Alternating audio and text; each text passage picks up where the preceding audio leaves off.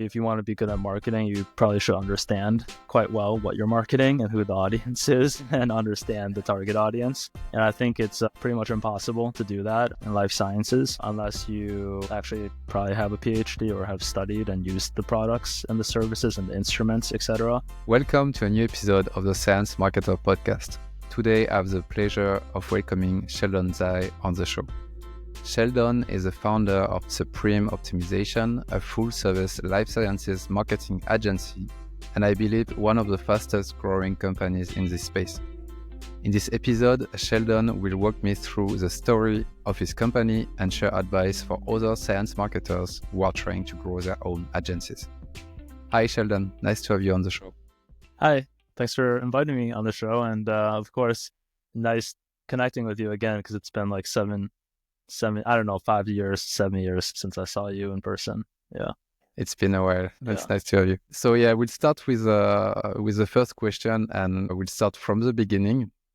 What inspired you to start Supreme Optimization back in 2015? Well, to be honest, the thing that inspired me the most was that I wanted to make a little bit more money, right? I've always been entrepreneurial, so it's not like I had this genius idea of like there's this big need that we've identified, and it's like marketing, especially for companies in the life sciences or in the health sector, because, there's not that many skilled marketers or the subject material is difficult. Truly, it's because, I was working pretty much as like a busboy. In the United States, busboy is like, at a restaurant. I'm cleaning, the servers make all the money, and then I go take the plates from the table, and I take it to the kitchen, and I wash the dishes. So I was doing this in Los Angeles, and I was making like, I don't know, like $10 an hour, $8 an hour or something like this. And so I just wanted to make some more money, but I also wanted to have a flexible job where it's not like a set office job. So that's kind of how it got started. Asked a few friends and family, just, what are some different skills that, I could learn that would be good, that was like a need, and I could work pretty flexibly. I worked in a lab before. I did science. I worked in a lab at the University of Wisconsin-Madison for 4 years. I did I had a research fellowship as an undergraduate student. So, I worked in a lab. I did all the techniques. I bought all the products. I managed all the products in the lab. So I was familiar with like most of the, life science tools companies out there, because we would order kits from QIAGEN, buy reagents from Thermo Fisher, Promega, whatever. So I kind of knew the space a little bit, and then I was like, well, why don't I just try doing marketing? Yeah, that's how I began. Yeah, so Great, okay. Not like a huge inspirational, like I didn't have this smart idea. It just kind of happened. Yeah. And you were not alone, right? Like you had a few partners from the beginning? No, it was just me from the beginning. Just you? Yeah. Okay. I was a one-man show for pretty much until quite recently, past few years. Mm-hmm. Yeah. Okay. Yeah. And how did you secure your first clients? Because in this niche, it's especially like when you're maybe coming from the lab, it's not so easy. So what was your strategy? Your first clients, the easiest way to do it, and it's still not easy, is you have to go to your network, get referrals. I think this is probably the only way that has the highest success rate. And the reason is because like no one's going to respond to you with cold emails and that type of stuff. So I always say, it's not just me saying this. This is kind of a known fact that like it's typically harder to go from like 0 to 1, or let's say get your first 10 clients than the next 20 clients. Once you have your first 10 clients, you already have probably a system, what you're doing, so you can grow it. But going from like 0 to your first 10 clients, I mean, you better really tap into your network and get some referrals and try to close the deals and do a good job. That's also for me. I got some referrals. Just a couple, 1 or 2. I charge a very small amount per month. Delivered really good results. They introduced me to other people. Asked if I could, use them as a reference when I pitched other people, and then built a website overnight pretty much. And then, referral, and then deliver good results, and then get more referrals. That's probably the 80-20 there. And what kind of services were you offering at the beginning? Just SEO, digital marketing, SEO services. Mm-hmm. Yeah, and that was pretty easy to to measure success because, I was just like, hey, I'll charge you $500 a month. And my goal is, so when someone does a Google search, your website shows up for the keyword that someone searches for. And then after a few months, I was like, hey, look, this is your website. This is the keyword you told me you wanted to target. And there you are, right? And that's really valuable for companies. Many of the companies I worked with, they're really small. When I first started, I still work with them today. It's been over 10 years, but they all got acquired by really big companies, because they grew. People found them. It works. What were some of the biggest challenges you faced in the early days of building your agency? Yeah, in the early days, there's challenges at every single phase of the growth, and the challenges are everything, to be honest. When you're running your own business and you're building your own business, it's literally like you have a challenge on every single thing of finding leads, finding customers. And then now you have to figure out how to do the finance and the operations. And then you have to figure out how to, maintain the client relationship, deliver good work. And then you have to figure out how to scale. And then you have to figure out, once again, it's like people, people, product, and process. So like your product is, whatever you're offering. People is like, you're not going to be able to do everything yourself. And that's not really a business. You're just a freelancer then, So if you want to create a business, you have to have other people that are good at what they do. And you have to have a process for sustainable, reproducible, and scalable results. So there's challenges in every single one of those things. So to answer your question, it's like, maybe the challenge is just like, you're responsible to manage every single challenge, every single thing, part of the business. So it's hard to say one specific one. It's just challenging to manage it all yourself. Pretty much. Yeah. But I think that's a really key point because, as you said, like maybe people who are just starting are starting with kind of a freelancer mindset instead of an entrepreneur mindset. And it seems for you it was really like, from the get-go, you wanted to build a scalable company more than just, doing all the kind of services yourself, Yeah, it took me a few years to do it. I think there's a natural point. If you're doing a very good job as a freelancer, your demand starts to grow faster than your ability to deliver good results and your capacity. So then you have to start to tap into other people to help support you. I think that's a challenge for many people to make it from freelancer to building a business and an entrepreneur, because many people can be an independent consultant. Few people can actually manage all the different logistics around actually building a business. If you bring on employees, you have to understand you suddenly are doing every single job at a company. You have to actually become pretty good, not just like average, but pretty good at every single job function at a company. If you want to do it, if you're bootstrapping it. Now, if you raise a ton of money, maybe you can hire someone else that's like an amazing HR person or amazing chief technology officer, right? But if you're bootstrapping a service-based company, it's very different. So yeah. So Supreme Optimization has grown very rapidly to become a leader today in life sciences marketing.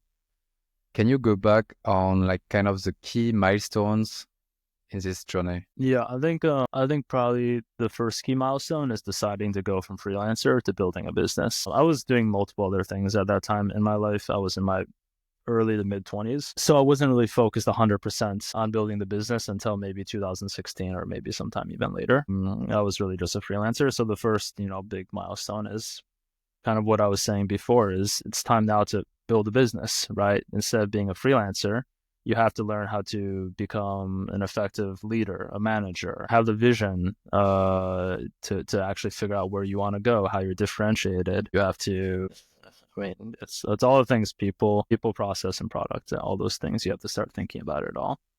So that was the first milestone. I would say building a real team of full-time employees, not like a contractor network, but like a team of full-time employees. And then the next few years, we just those things, we made much more right decisions than wrong decisions, and we made them very quickly compared to other people. I think that's something that is undervalued and underrated by a lot of people, but like your ability to make decisions extremely quick with a high success rate is a huge competitive advantage in any single business environment. I think that personally for me, I can make a decision that maybe someone else would take 10 times more time to make that decision. I can make it with probably substantially less data and for it still to be the right decision. And that allowed us to make many decisions extremely quickly, and that allowed us to grow really quickly. So there was this growth period. And then the first one, right, it was like going into full trying to grow a company. Second is scaling the company. Third is taking on investment to grow the company to scale exponentially, right? And that started a few years ago. So those are probably three of the key like phases of the company so far. Yeah.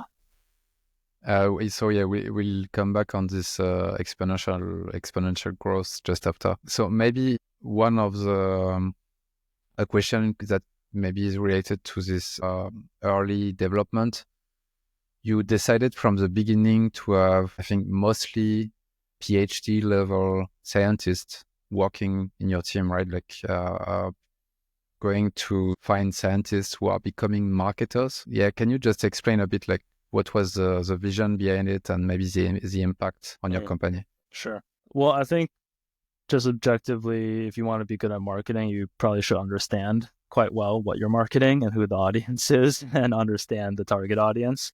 And I think it's pretty much impossible to do that unless you, in this space, in life sciences, unless you actually probably have a PhD or have studied and used the products and the services and the instruments, etc., that we're marketing. If you take the best, literally probably like, let's say you have one of the top world media buyers at Google Ads, but they don't understand the subject matter, there's like a very low chance that they're going to be successful. And we see it all the time. I mean, that's why our agency has displaced so many of the largest and best other generalist digital marketing agencies that are very reputable. But when we go into the accounts, like it's a disaster. I mean, like they're just wasting the client's money, period. End of story.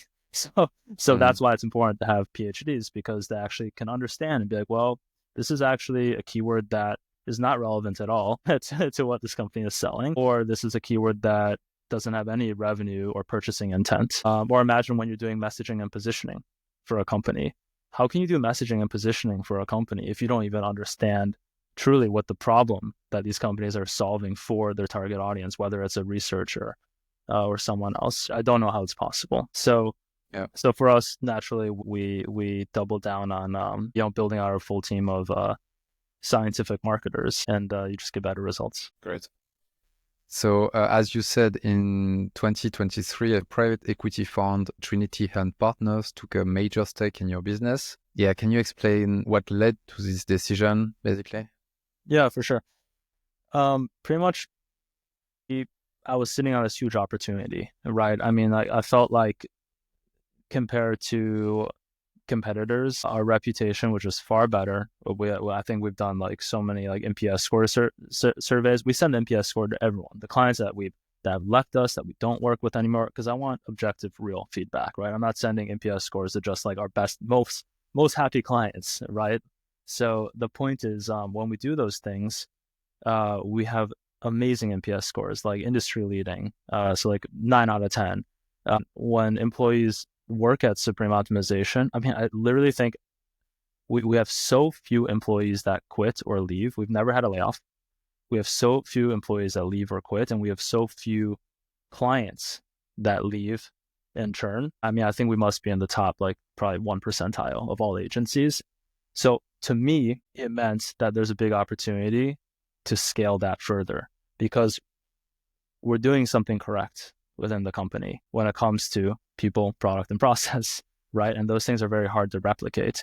So for us, we have such a strong foundation that it made a lot of sense to expand our footprint. And I knew there was a huge opportunity, because we turn down more deals than we can take on all the time. There's so many clients that we're just like, hey, like, I don't know if we're the fit for you because X, Y, Z. We've had wait lists, plenty of wait lists in the past couple of years, just because we didn't want to sacrifice the quality for quantity. However, I think, and also there's other sectors, verticals within the life sciences is huge. Life sciences, many of our life science clients, they also target, a completely different vertical within digital health and health IT and the healthcare space. We have pharma, biotech, biopharma, it's such a big spectrum that we wanted to expand what we did really well to those other verticals as well in a bigger way. There was also services.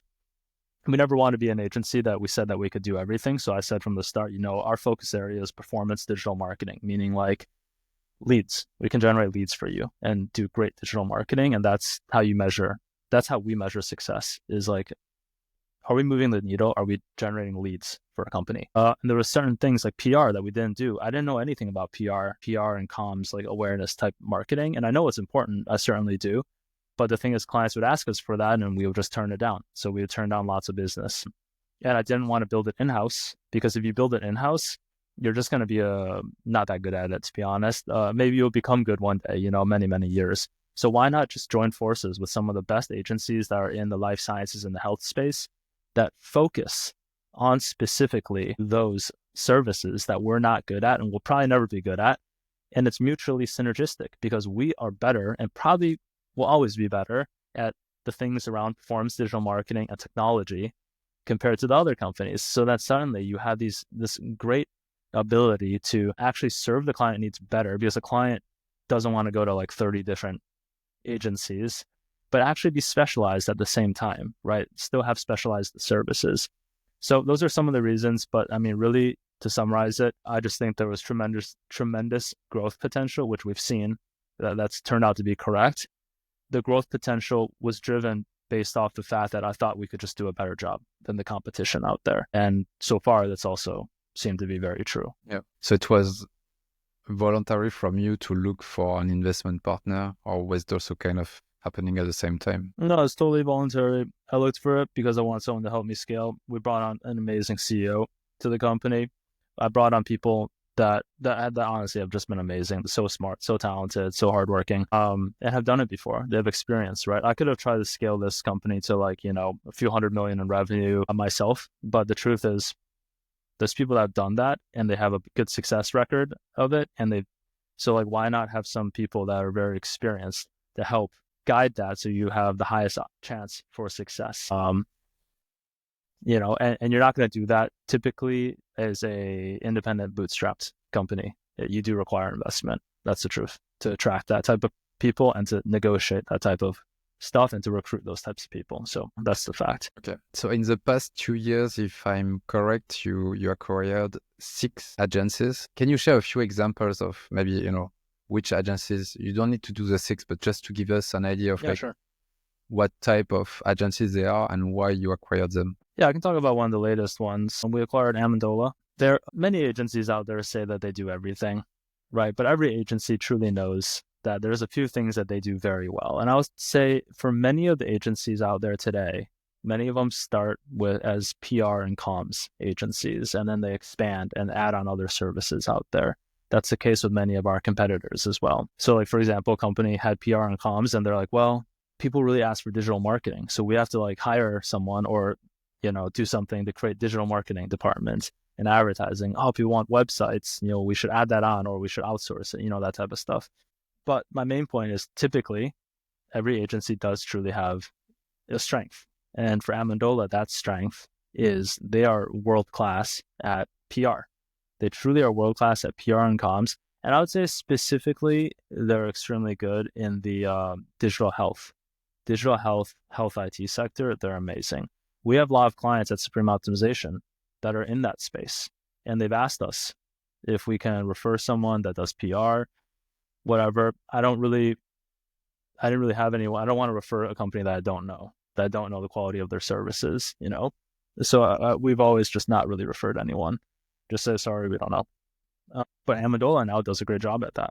So I feel very confident to refer them because we did all the diligence. We looked at we talked to the customers, we did the surveys, we looked at all the diligence. I mean, I think people probably know when you go through investment, you do a lot of diligence in the company to make sure that this company is like who they say they are and if they're actually good at what they do and what do their customers say, right?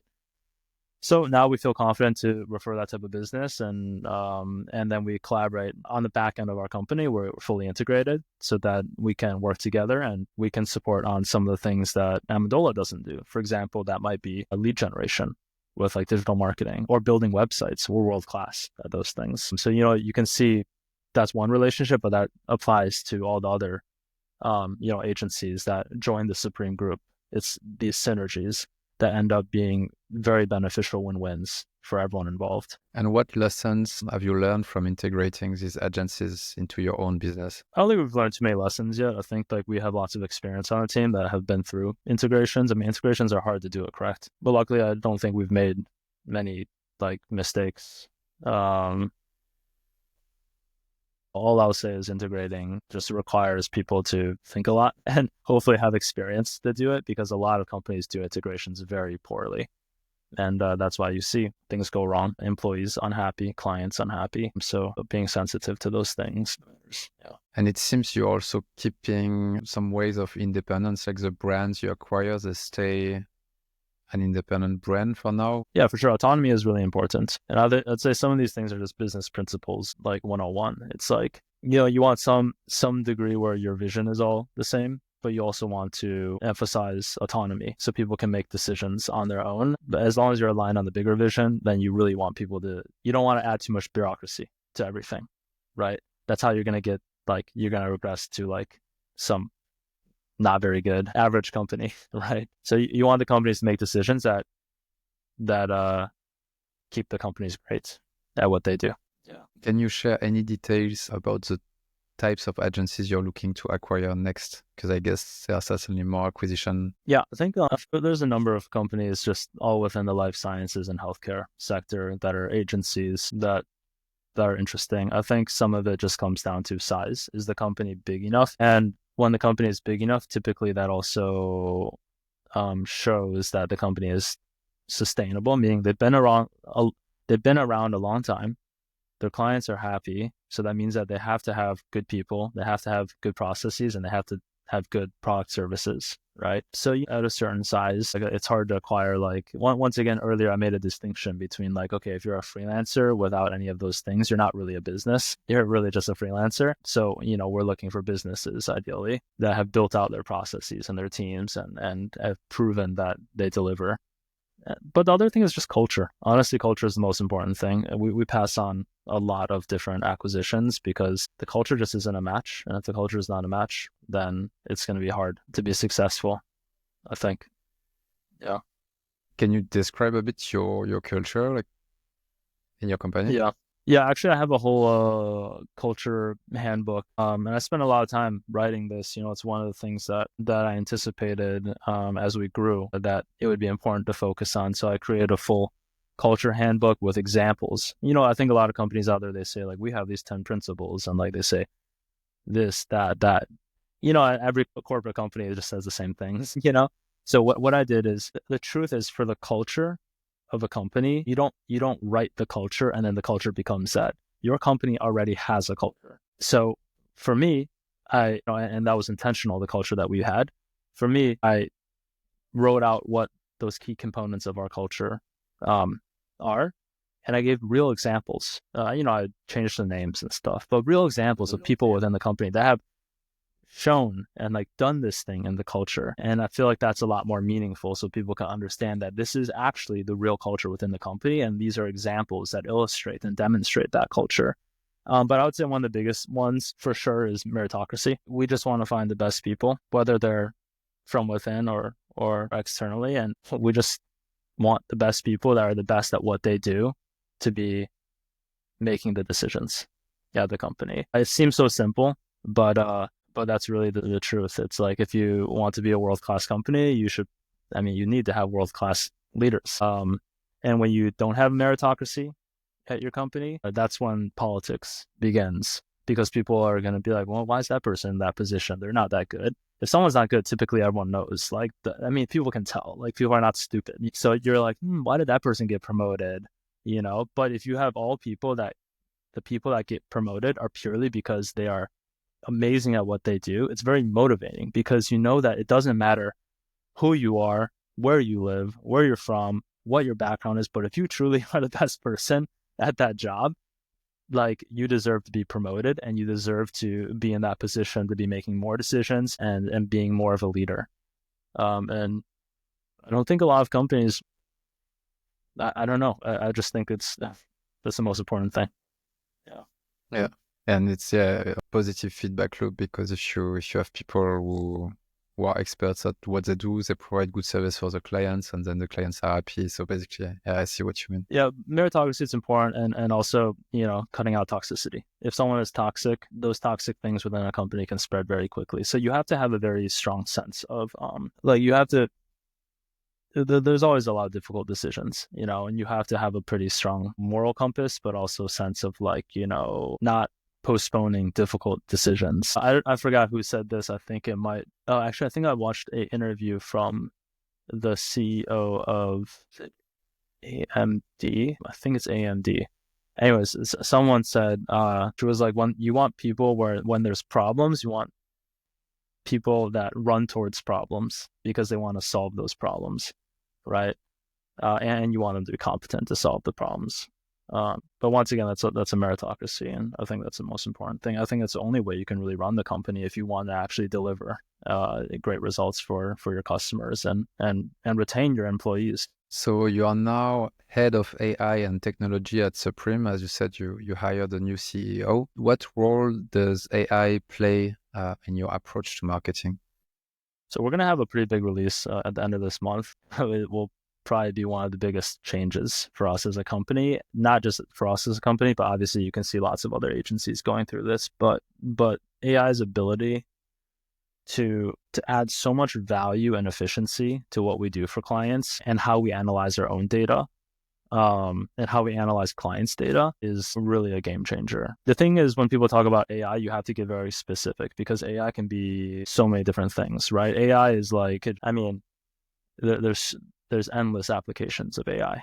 There's truly endless applications. So it's really, how do you find the right applications that are going to make the biggest impact for your customers or for your business, and then making sure that you properly execute upon those. It's kind of like people say like ideas are a dime a dozen, or I can't remember exactly the quote, but it's like, it's easy to come up with ideas. Like we have a billion ideas, but you have a finite amount of time and resources. So you have to be very good at saying no to like 99% of all the AI ideas, to just do the 1% of the AI ideas very, very well. So we're going to be releasing some really big tools, and as part of our Supreme Intelligence platform in the coming weeks, we'll be releasing our actual announcement to the world will be in a couple of weeks. I'm super excited about, but it's really many years actually in the making. Like we started working on many of these things around AI before ChatGPT became popular.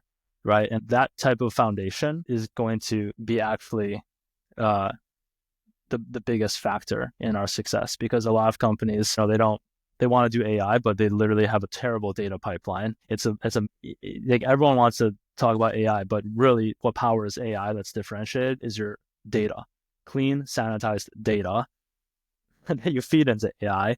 And that actually makes the biggest impact. But I don't think most companies have that. And that's something that we've been spending, years and millions of dollars on over the last couple of years to build that out. So I think it'll be a pretty big change. Also, we've built it in-house. It's not like we went out and hired someone or acquired another company to try to plug it in. I think that way can work too, potentially, but building it in-house is a lot better because our whole team knows the challenges that our customers have that are preventing them from having better results. So from all that internal research and from all of our internal experience, we were able to build something from the ground up and make sure we have the right data and the right tools within our AI platform to be able to make the biggest impact for our customer. Anyways, I'm being kind of vague because we have a big release in a couple of weeks. We have a whole launch, a website, and everything. So I think everyone will see that. But it's going to be a pretty big game changer. And I think I'm really curious to see how other agencies approach this, because lots of agencies, they're all just going to say they do AI and they put AI on their website. And, I know for a fact that 99% of that is it's, they're just saying it. So yeah.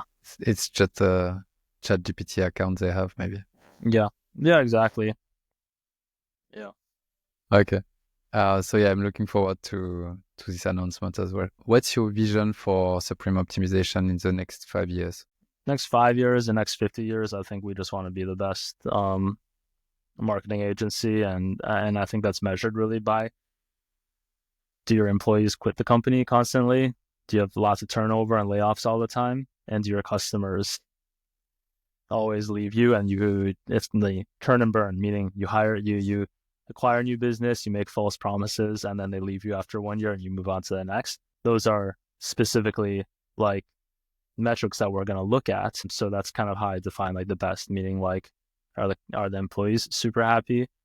And are the customers super happy? Are we accomplishing their goals and we're delivering upon their expectations? And if we're doing both of those things consistently, then I think we have a pretty good company and we want to be a great company. So yeah, I think we'll be around for a very long time. But yeah, it's hard work. You gotta, keep it together with the culture. Yeah. Yeah.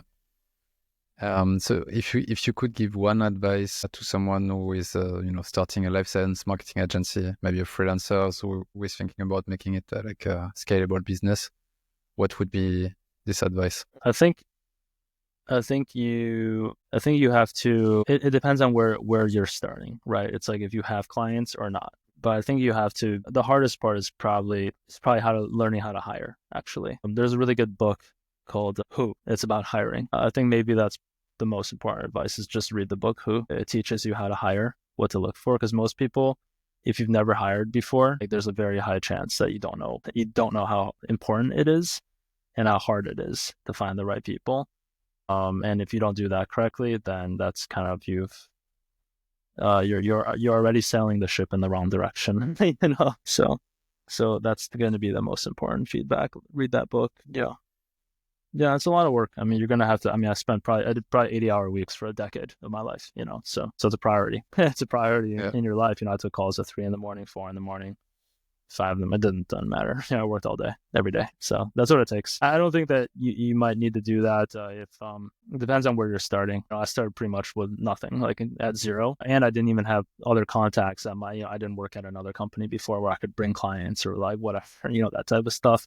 I didn't have any experience. I had zero business experience, actually, like formal business experience. I never worked in another job. So for me, I had to learn everything. But I also say that sometimes maybe that's a good thing. So, because the truth is also most companies out there don't do a great job at lots of the things, so you don't want to be like negatively influenced perhaps by past experiences to think that that's what good looks like. And I think it was actually a big benefit for myself and many of the early other team members. Like we just figured it out based off of what logically made the most sense about how a business should be run. And as a result, I think I think for sure we're much better run of a company than any other. Is there any other book you recommend? Yeah, another good book is Win Without Pitching. Win Without Pitching is great because it tells you how to sell without really selling. And it's very short, actually. And so so there's 2 books, right? There's Who, so you learn how to hire so that you can, do a great job to actually deliver on what you're selling, and you should learn how to sell. So Win Without Pitching helps you to do that. So it's all about consultative selling and that type of stuff. It's especially important for agents. It's especially geared towards like creatives and like agencies and that type. It's a great book. It's really fantastic. Yeah. Thanks. That brings us to the end of today's episode. Sheldon, thanks a lot for joining me and sharing your insights.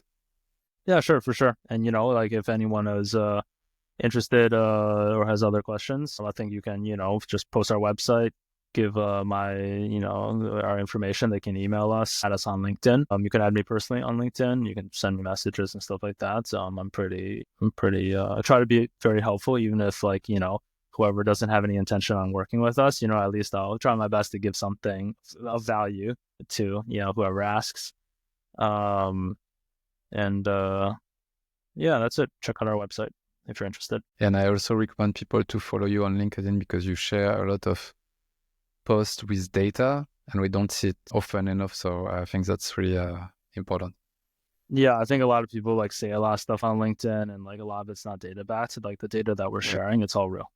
That's also very important that you actually have real data, and that's part of actually what we've done with our Supreme Intelligence platform is actually have a source of reliable data. We spent years just sanitizing, cleaning data, making sure the data architecture is correct. That is the part that everyone thinks AI is the sexy part, right? Literally people don't realize how important the data pipeline and the cleanliness of the data is. And that's the hard part. It is so hard. But when you get the data correct and it's clean, it's really you feel like you finally can take advantage of all of it. It's really impactful. So yeah, thanks a lot. If you enjoyed this episode, don't forget to subscribe wherever you listen to podcasts so you don't miss any updates. And for even more content on science marketing and communication, be sure to sign up for my newsletter at thesciencemarketer.com. Thanks for listening and see you next time.